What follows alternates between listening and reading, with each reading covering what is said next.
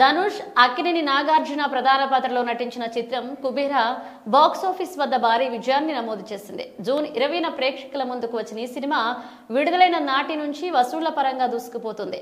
తాజాగా చిత్ర నిర్మాణ బృందం వెల్లడించిన వివరాల ప్రకారం కుబేర ప్రపంచ వ్యాప్తంగా ఇప్పటి వరకు 100 కోట్లకు పైగా గ్రాస్ కలెక్షన్స్ సాధించిందని అంచనా వేస్తున్నారు. ఈ సందర్భంగా తమ సినిమాను ఇంతగా ఆదరిస్తున్న ప్రేక్షకులకు చిత్ర యూనిట్ కృతజ్ఞతలు తెలియజేసింది. ఈ చిత్రంలో ధనుష్, దేవా అనే పాత్రలో, నాగార్జున, దీపక్ అనే పాత్రలో నటించి ప్రేక్షకులను మెప్పించారు. ముఖ్యంగా ఒక భిక్షగాడి పాత్రలో ధనుష్ కనబరిచిన అద్భుత నటనకు సర్వత్రా ప్రశంసలు వస్తున్నాయి. ప్రపంచంలోనే అత్యంత ధనవంతుడైన ఒక వ్యక్తికి, వీధుల్లో బ్రతికే ఒక నిరుపేద వ్యక్తికి మధ్య జరిగే సంఘర్షణే ఈ సినిమా ప్రధాన కథాంశం. రష్మిక మందన్న కథానాయికగా నటించిన ఈ సినిమా సుమారు 3 గంటలకు పైగా నిడివితో రూపొందింది.